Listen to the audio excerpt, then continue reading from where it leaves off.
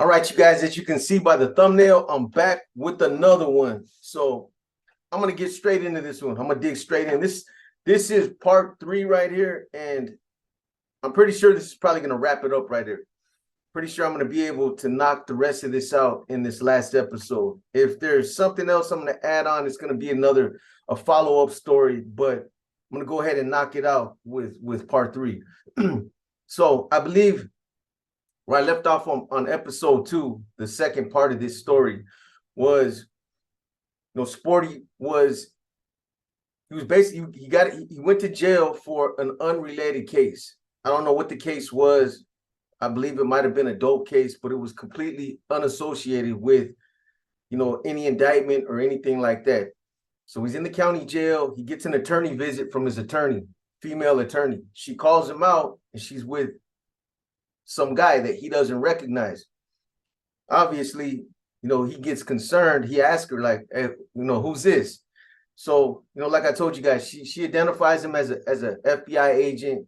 Sporty gets upset. It's like, what the fuck you doing bringing up, an FBI agent to see me in the county jail? You're gonna get me caught up. And her thing was like, look, I think you should just listen to what he has to say.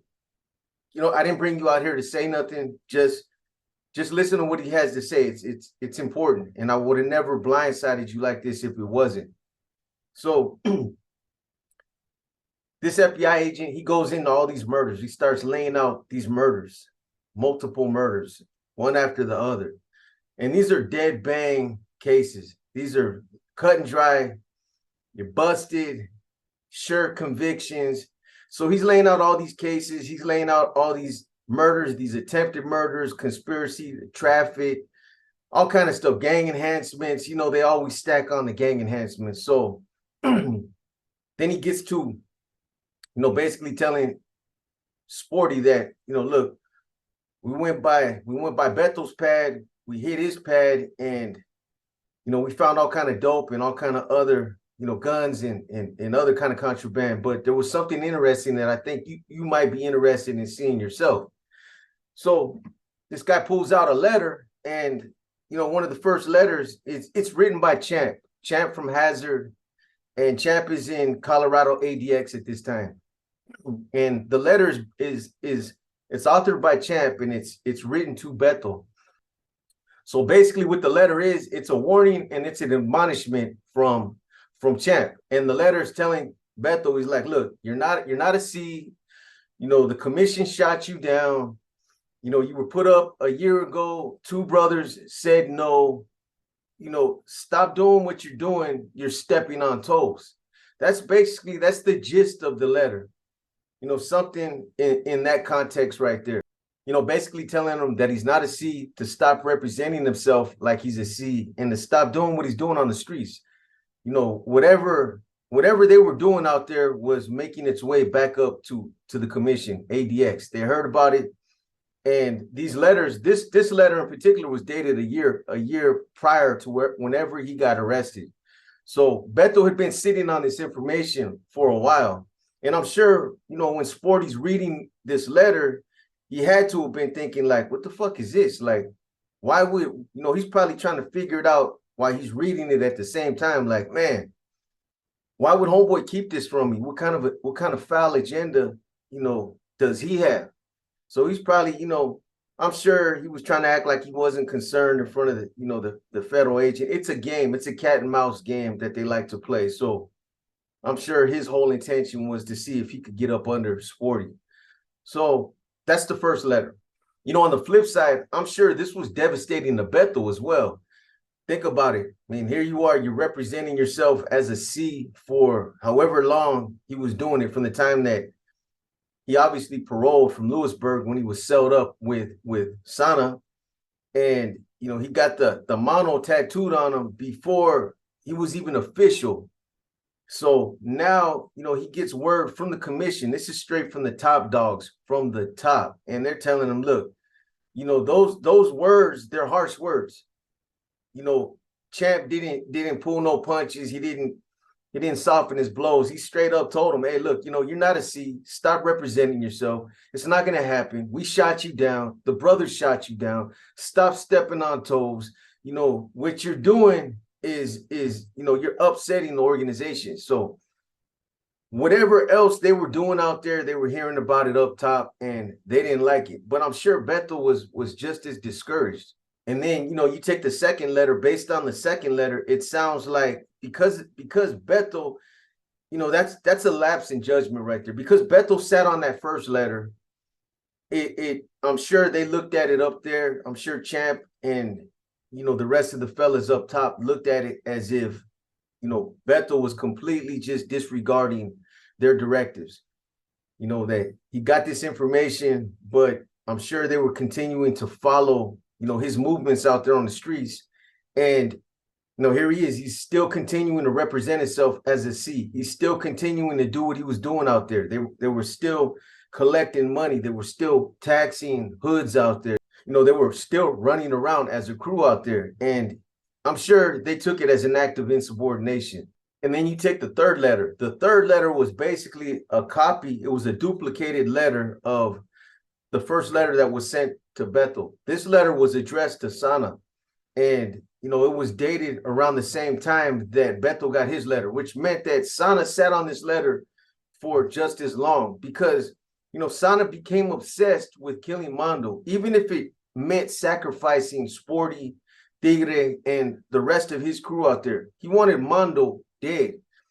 And, it's clear there's no other reason why Sana would have sat on that type of information. Now that, from everything that I've been hearing, Sana was an upstanding, he was a solid individual, straight shooter. He's probably about as dedicated as they come. But Sana didn't always play by the rules, the organization's rules. Sana did things the way he felt like, he did things. If he felt it was right to do things a certain way and he had a plan, that's the way he did it. I'm not saying he was trying to rewrite the rules or nothing like that, but from what was communicated to me, Sana basically did things his way. And, sometimes that conflicted with some of the policies or conflicted with, other directives that were out there. But that was Sana. And that's what made Sana Sana. And then again, Sporty, he's reading this letter. And I'm sure it became clear to him that Sana, he had an objective. He had an agenda. He didn't, advise them of Beto's status. So the writing was on the wall. It wasn't hard to figure out. So again, I'm sure Sporty's sitting there. He's trying to digest all this, wrap his head around it. He's thinking about Sana and his agenda. He's thinking about Beto and what he's doing. He's thinking about Champ and what the commission is saying. And I'm sure, he probably felt like the walls were closing in on him. Everything that he had done up until that point, it had all been for nothing. And, the cool part about it was that it wasn't nothing that Sporty did. It was what Beto did. Beto, he was the C. Champ wasn't communicating with Sporty. Sana was communicating with Sporty, but, Sporty was assisting. These other brothers, they were C's. So the obligation fell to them, to communicate that to Sporty. But you know how it goes. When somebody goes down, a lot of the times their crew members go down with them. Their biggest supporters, they get cannibalized too. So Sporty knew that, there was nothing that he could do. He didn't have a voice within that organization. Not like that. This is mafia business. So I'm not saying that, he decided to fold right there. But right there, I'm sure he was probably trying to figure out his next best move. The only thing I really misspoke on it in the second part of this story was, I think I said something along the lines of that when Tigre, when he got busted, there was a brief time when Sporty was like, damn, I'm still out here. The responsibility falls on me to whack Mondo. And that wasn't true. Sporty was gonna assist. Sporty was gonna assist Beto in whacking Mondo. And you got to remember, this is the whole reason why Sana recruited Beto in the first place. Beto committed to killing Mondo. And the reason why Sana made Mondo is because Mondo committed himself to kill Musclehead from Delhi. And, neither one of these brothers, neither one of them followed through. So, at this point, everything's just in shambles. If you guys remember in the last video, Sporty, even though it wasn't his responsibility, he knew what Sana wanted done. And, he told Sana that he was willing to assist. He was willing to either, co-pilot with Beto, or he was even willing to be the trigger man. But, Beto had to be there, though. That was the condition, though. Sporty didn't care whether he was the trigger man or whether he just went with Beto to make sure that this got done. But ultimately, at the end of the day, this was Beto's assignment. So Sporty, he's sitting there, he's there with this agent and his attorney. And I'm sure, Sporty, he understood mafia politics enough to understand that at that point, he was collateral damage. There's nothing that he could have done to change it. Champ was under the impression that, Beto and his crew had just completely just ignored his directives. And obviously, by him saying what he said, that Beto, Tigre, Sporty, everybody that was on his crew were all on the hard candy list, and that all the USPs in the federal system were advised and were waiting for them.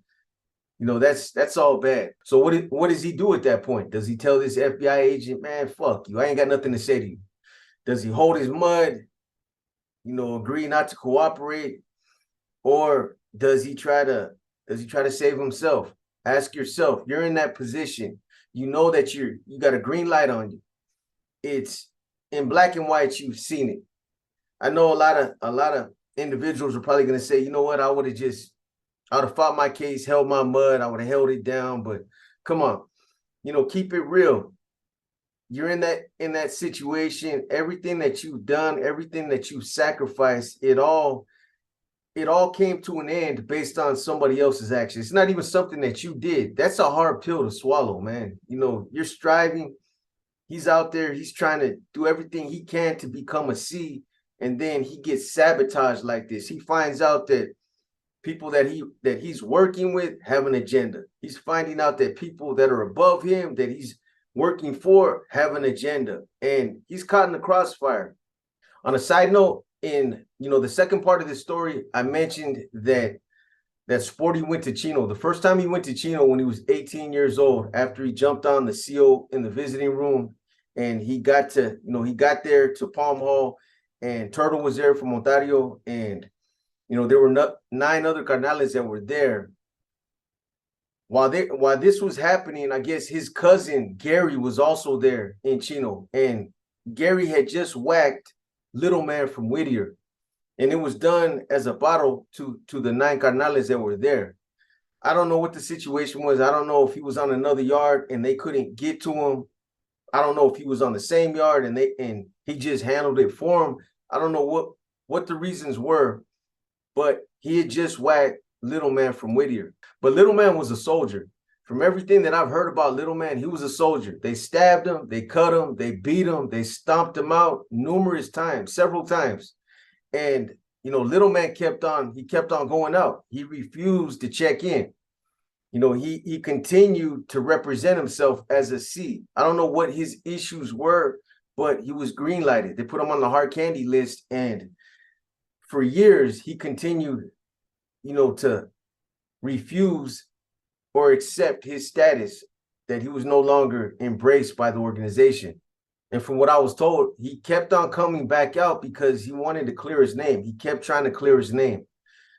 Whatever happened, he was trying to clear it up, and that's why he kept coming out. But every time he would come out, they'd stab him, they cut him, they stomp him out, and he go right back out. He refused to go out like that. In fact, it wasn't until recently that he just got killed on the streets of Chino, but he continued to represent himself as a Mexican mafia member until the day he died, until they took him out. Another quick fact, or another small fact, Daryl from Ontario, Daryl from Black Angels, Turtles, one of his homeboys, he had actually been in the organization a lot longer than Turtle, and he had more status than Turtle. If you guys remember, I told you guys that at one point that Artie from King Cobras and Daryl were running the yard in Corcoran. At that time, when they were there in Corcoran, Daryl was actually a lifer. Later on, he'd end up getting his life sentence overturned. He ended up landing in Palm Hall in 2005, and I believe that's when he got his life sentence overturned. At the time when he got his sentence overturned, he would actually walked out of prison as a free man. He would have got out, but he ended up picking up 8 years for, I told you guys in the second part of the story that they hit Sporty from White Fence. Daryl would eventually end up getting out. And, once he got out, he got himself situated. He would actually have one of the biggest drug operations out there. He was out there moving. He had all the connections. He had all the, the contacts of the cartels out there. He was dialed in with them. And, once he got everything situated, he got everything set up. He had one of the biggest drug operations going on out there at that time. But later on, Daryl would have his boys kill Frankie B, and he would actually end up getting busted for it.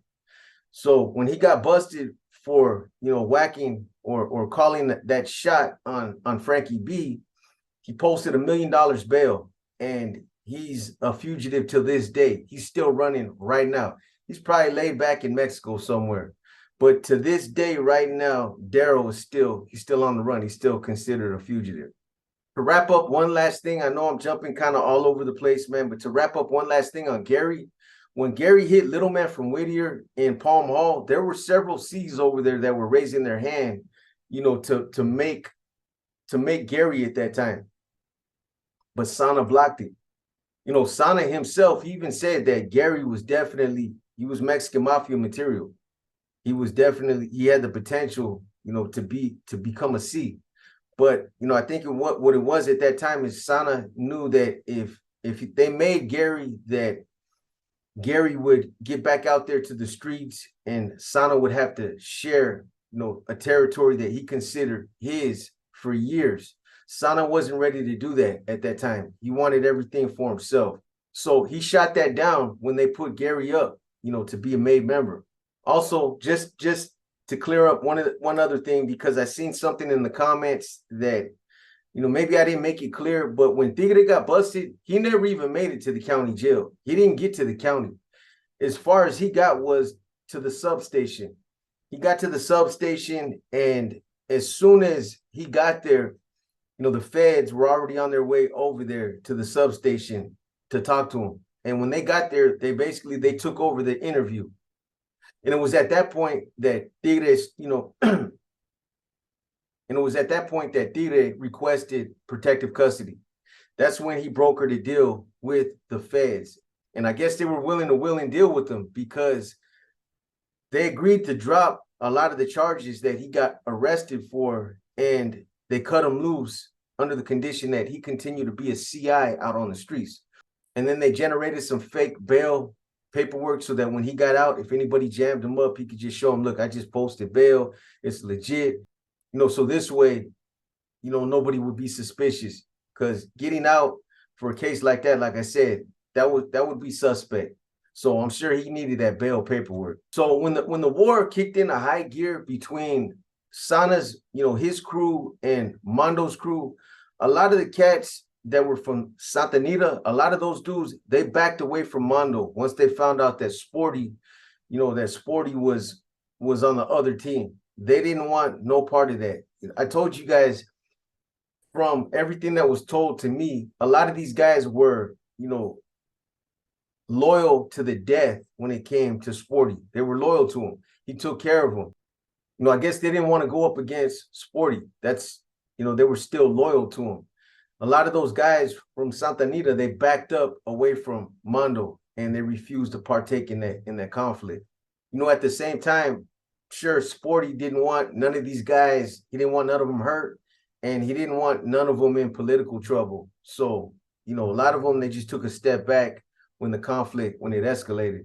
So here's where it kind of gets interesting. So when Mondo, when he left OC, he took all his boys from Santa Anita, he took them all off the hard candy list. He took them all off the list, and, he submitted that. And, even though it was bogus at the time, he knew that nobody would question it until months later. And he was right. Nobody questioned him about taking them off the hard candy list. But so later on, when Sporty had a meeting with the AUSA district attorney and the task force, that's when they prepared a proffer agreement for him. And the proffer agreement gave him full immunity for any state and federal crimes that he spoke about. At that point, they gave him an opportunity to clean his slate, talk about anything and everything that you've done, any homicides, any state crimes, any federal crimes, put it all out there. So he had full immunity to get off everything that he had done throughout his entire career.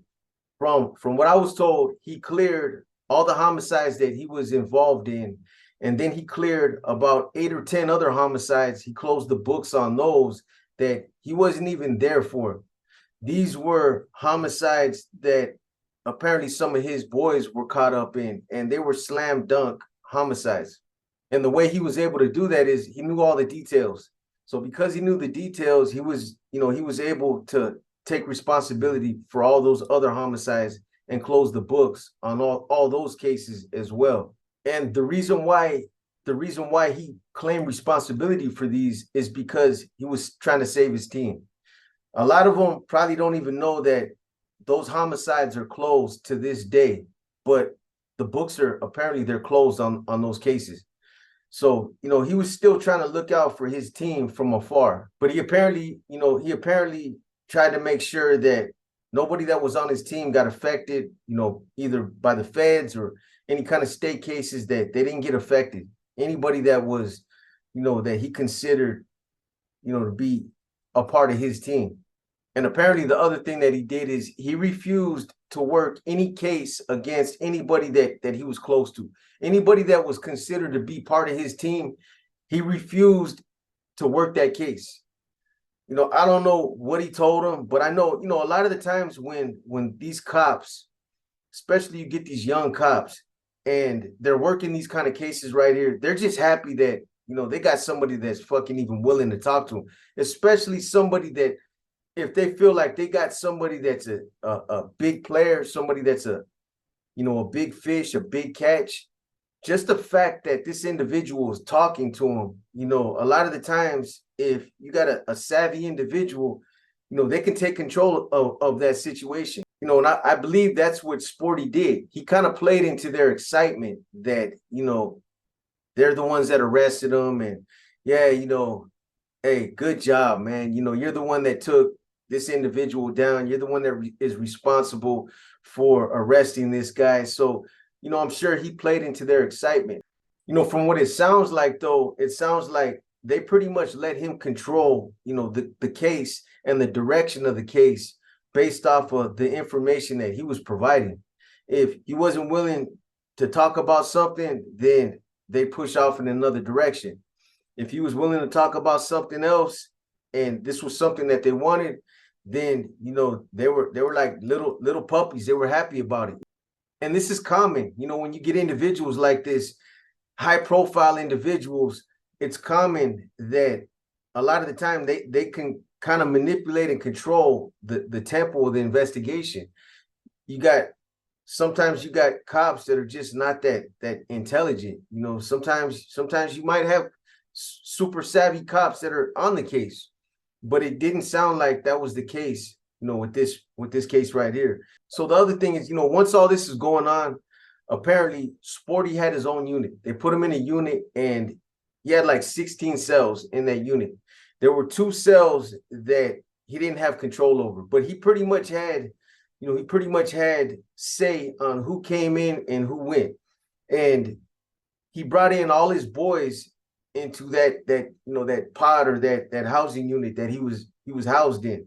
The other 2 cells, they were work assignment cells, trustees or whatever they were, work assignment cells. But there were 16 cells on that tier, and he pretty much controlled that tier. These were all guys that were loyal to him. So he kind of insulated himself with guys that were still that were continuing to be loyal to him. So why Sporty's in this housing unit, wherever he was housed at that time, the cops, they had cases that they wanted information on. They had their targets, and what Sporty would do is he was turning in kites and information on certain individuals, but he was purposely doing that. There was a reason for it. He'd write notes on certain cases, and he turned these notes in to his handlers, to the guys he was working with. And these cases that he was giving information on, they were all slam dunk cases. These were cases where they either caught somebody on video, they caught somebody there with the gun, they had eyewitnesses, eyewitness accounts of the murder that went down. All he did was just provide information that, corroborated it. But they were already slam dunk cases, and he knew that. And those were the cases, the only cases that he was trying to provide information on.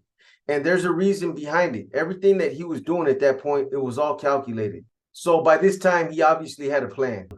He was studying the law. He was familiar with, how they could use confidential informants, both in custody and out of custody, how they couldn't, because a confidential informant, what they are is they're basically an extension of law enforcement, especially in a county jail setting, because, in a county jail setting, a confidential informant, they're considered to be an extension of law enforcement. That's what they are. But there's rules, and there's law that's clearly written that, everybody has an attorney, so they can't ask for information. You can't have cops that are working a case and they purposely put a couple of confidential informants next to an individual that they're trying to get information from, and they can't give this guy a list of questions. Hey, ask him this and ask him that. This right here it's a violation. They can't do that. They're not allowed to do that. If the information comes freely without, somebody eliciting that information, that's a different story. So what he was doing was, based on the fact that, he was letting it be known that he was initiating these conversations, that he was initiating these questions. Basically, with that, what he was doing was those conversations and the information that they got from those questions, it was deemed illegal. That's what it was. But I guess, I don't know, maybe the cops that were working the case weren't smart enough to figure that out, or they didn't know that part of the law. But what he would do is, obviously somebody would come in and, that somebody he's trying to get information from, he would interrogate him, he would ask him questions, and then when he'd write a note, the notes that he would turn into the cops that he was working with, on the note, he would put like, look, I asked him this, I asked him that. I told him that if he didn't provide this information right here, that it would have an adverse effect on his status, that, I expected him to answer these questions. So these cops, they're taking these notes and they're thinking that they're getting good information. They're tying up all these cases. They're getting all these guys caught up. But, little do they know that all the notes that he's turning in, they're all based off of, they're the fruits of a poisonous tree. That's what they call it. By him, making it clear that if these guys didn't give up this information, that, they would be green lighted. This triggered duress right here. It clearly, demonstrated that he elicited this information through duress, threats, and intimidation. And again, that's illegal. Any public defender would know that. But that's how all this was happening. So while all this is going on, at some point, Sporty gets his federal deal through the courts. He gets his federal deal through the courts, and once all that's ironed out, it's all hatched. He signs, and the deal is secure.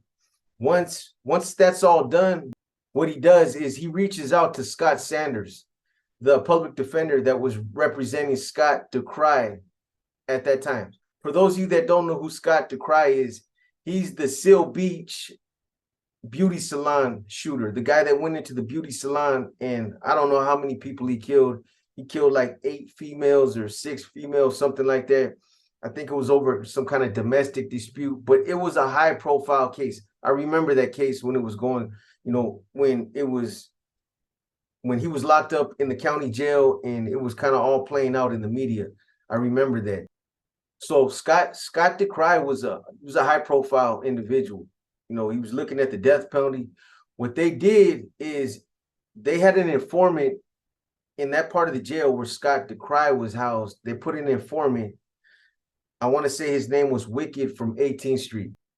They put this informant next door to Scott DeCry so that, you know, he could try to elicit information from him. They wanted him, you know, they wanted him to get him, you know, basically to admit to why he did it, or they wanted the details of that case. So Wicked, he actually also tried to, you know, he tried to set up Sporty before Sporty started cooperating. Wicked from 18th Street tried to get Sporty to implicate himself in some crimes. Later on, Sporty would catch on. This guy started asking questions that were out of character, and he kind of figured it out.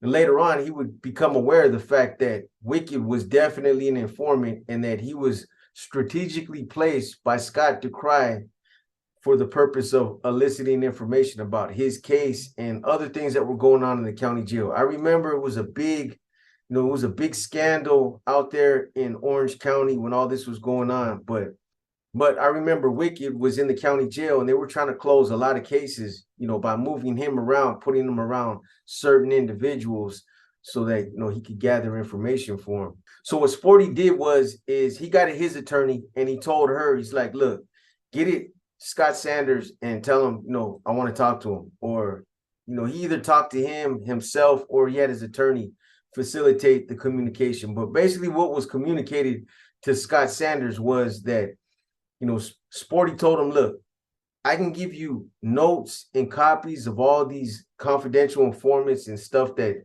has been going on in this county jail for the past however long it was going on. I can give you copies of all the notes, show you how a lot of these, you know, the gang intel officers and, you know, the task force officers and the district attorney, how they were working bad cases. And, you know, it was like the information that I can give you, it will blow, you know, these cases out the water. It'll sabotage a lot of cases and it will show that, you know, what they're doing on a lot of these cases, that, you know, they're using confidential informants and they're using them in a way that they're not supposed to be using them. And it's law. This isn't a gray area in law. This is something that's, you know, there's a precedent set in this part of law. And, you know, Sporty, again, he was familiar with it. He had studied that part of the law. So, you know, obviously Scott DeCry's attorney, he hears this and he's like, yeah, you know, it was like, yeah, this is some good shit. You know, this might help my client. And later on, it did actually help Scott DeCry as well. But, you know, Sporty, his whole condition was that his attorney had to keep his name out of it, because although Sporty got his deal at that point, he got his federal deal, he still needed the back end of his deal. And if the feds found out that he was helping to sabotage their cases, they obviously wouldn't help him. They would, you know, they would retaliate against him. Obviously, they'd seek some type of retribution, and, you know, they wouldn't give him his deal. This was somebody that's supposed to be working with them, and then they find out that this guy is sabotaging our cases.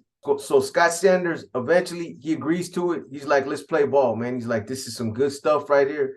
You know, I see the direction that you're going in, and you're right. You know, these will blow a lot of these cases out the water. It will sabotage this district attorney.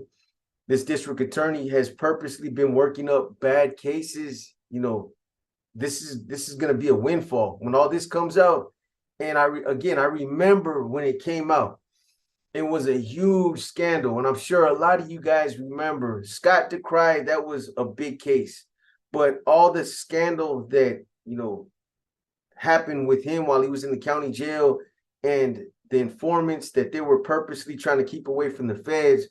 Apparently the feds would go up to the county jail and they would try to, you know, pull out an informant, and you had gang cops in the county jail purposely moving informants around so that they couldn't find them. There was a lot of shit going on. They were playing against each other. They were playing dirty ball. But in the meantime, you know, Sporty got with this attorney, and, you know, their whole purpose was to sabotage all these cases. So the gang unit in the county jail had been running a network of informants for like the past 20 years. They were utilizing informants to gather information, and it was all being done illegally And this was something that they had done for a long time. And a lot of these cops, they had already testified in several cases. They testified that, they had no knowledge of any informants in the county jail. They weren't working with any informants. There were no communications between informants. They weren't trying to elicit information from certain individuals. They weren't asking questions, and there was no network. They had testified. And the prosecutor, Eric Peterson, was somebody that he had his hand all over all these cases. A lot of these cases he was personally involved in. So he's working with these cops, knowing, how they're eliciting this information. And it's stuff that they were sweeping up under the rug. They're basically playing by their own rules. You got a district attorney that's handing out life cases based off of evidence that was illegally obtained. And, it happens all the time, though. It happens all the time. You'd be surprised how far, law enforcement, district attorneys, gang officers, task force officers, the dirty ones, how far they would go to get information. Things that they'd be willing to do to trade for information, stuff like that. So all this stuff was about to come to a head. It was all about to come to a head. Sporty gave Scott Sanders copies of all these kites, all these notes that he had written. And Scott Sanders, he sees these kites and he sees how they're written, that Sporty purposely wrote, that, he was asking questions. And a lot of this was done under the threat of duress, intimidation, fear. So they turn over all these kites. They turn over all the kites, and it all comes out in the news. So these cops, they went in and testified that they didn't know nothing about no network of informants, that they weren't gathering information like that. But what happened is when they went up in there into the jail, they started opening up the files and finding out that, these cops were working with them. That everything that Scott Sanders was saying was true. Nobody knew that Sporty was behind it. He was the one that gave him the ammunition to do this. A lot of people didn't know that. So when it all came out, even Eric Peterson, even he was disbarred and he was fired himself as a prosecutor. And all these cops, these gang intel officers, you had a couple of cops from Santa Ana PD, all these cops that they exposed, they can never be either, they can never work law enforcement, they can never, be an attorney. They can't work any kind of capacity, that under the color of authority. They can't work no jobs like that ever again in life. Like I said, Eric Peterson, he was fired for basically unscrupulous prosecuting violations and, Brady violations and blatant code of ethics violations as a prosecutor. So Sporty's information managed to get every case that he turned notes on, managed to get them all dismissed. The way he played his hand, he made it to where he didn't have to testify against anybody. Nobody that he ever worked the case on ever got any time behind the notes he turned in, because, the way he turned them in, he ended up sabotaging them. So, he had a calculated plan. From what I was told, several cases that were slam dunk cases, murders, were dismissed based on Eric Peterson and these cops all getting caught up in this scandal. But again, it was all done because of the notes that Sporty had turned in. I'm sure that even though Sporty tried to help a lot of his homies from afar, even though he took all these steps to sabotage these cases, to make sure that none of his team got convicted on any of these murders or any of the indictments, I'm sure he's not under the illusion that none of this will ever clear his name, or that, anybody will have any kind of sympathy towards him. At the end of the day, people are going to look at it the way they're going to look at it, is he cooperated. He cooperated, and it is what it is. But I mean, when you look at it, you don't hear about too many cases like this where somebody actually, they cooperated and then they had a plan. And I believe his plan, the individual that told me about this, was the reason why he came up with this plan is because he started to see how dirty the district attorney was and these cops, that they had been burying his people for years. And the way that they were doing it was foul. Even though, he was getting a deal, they were going to deal him out, and he was going to come up from a lot of the trouble he was in. It's still, he's seeing how they were locking up a lot of his people. And that's what made him want to sabotage the cases like he did. At the end of the day, though, it's a cold game. It's a cold game. Everything that Sporty had done, throughout his career, all the work he put in, the removals, the pegadas, all the stuff he did to generate money, the people that he whacked out there on the streets, working under Sana, working up under all these other carnales over the years. Like I said, I believe it was somewhere within 20 to 30 C's that he had functioned with or under over the course of, his entire career, or he had interacted with them on some level. Now, that's probably common now that you have all these C's running around out there on the main lines. But before, they were tucked away in the shoot program. So unless you were somebody that was hitting the shoot program and you run into C's up there in Pelican Bay or in Corcoran, most people wouldn't run into that many Mexican mafia members over the course of their whole career. But he was functioning every time he went to prison, every time he went back into custody, and he was functioning when he would hit the bricks. When he got back out on the streets, he would continue to function out there. But despite all that, I'm sure that the one lesson that Sporty, that he learned, is that we're all expendable. We're all expendable, and it doesn't matter, how productive you are. It doesn't matter how many bodies you've dropped. It doesn't matter how violent you are. It doesn't matter how many people you stabbed, how much credibility you have, how much status you have. At some point, politics will end up swallowing you up. And if it's not your politics, it could be somebody else's. But it's, it hurts even more. It's like adding insult to injury when you get put in the hat behind somebody else's politics. And that's what happened to Sporty. He got put on the hard candy list because of Beto, and what he did. Beto had an agenda, and that ended up having an adverse effect on Sporty. So this is another crazy story. This was a long one. I know it's 3 parts. After the second story, I pretty much had ran you guys through everything that had happened. This was just, the legal part of it, what ended up happening to Sporty, how it all played out in the courts. And, that's basically, that's how it happened. He ended up getting a deal with the feds. He ended up getting an immunity agreement for state and federal cases. He cleared the books. He cleared a lot of the cases that his boys had. And, while he's in the county jail and he's fighting his case, or he's there, providing this information, he's studying the law. He's studying how they can use confidential informants, not only on the streets, but in the county jails.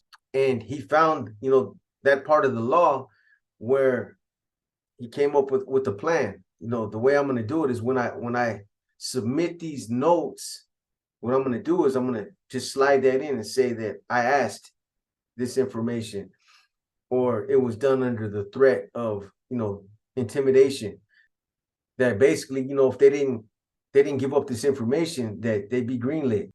So at the end of the day, this is one of those stories that you're going to say like, damn, that's crazy. Oh boy, shot that. Or you're going to say, man, that's a bunch of bullshit. You know what I mean?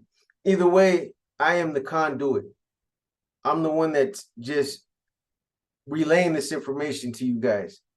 The individual that relayed this story to me, he had a lot of the inside details because he was obviously around a lot of these guys that were mentioned in this story.